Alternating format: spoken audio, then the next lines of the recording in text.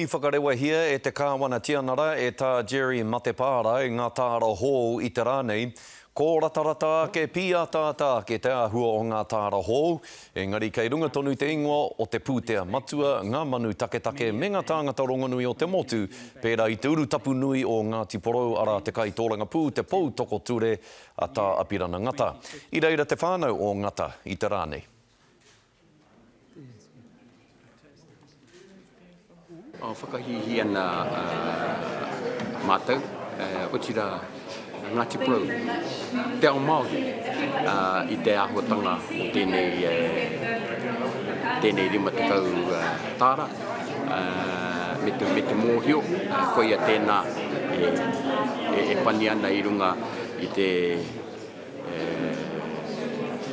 rimatakau tāra, tae tu huki ki tōna whare, kia Porourangi whare. Nō reira, hei tērā marama, tau mai ai e nei a tāra hō ki te ringa.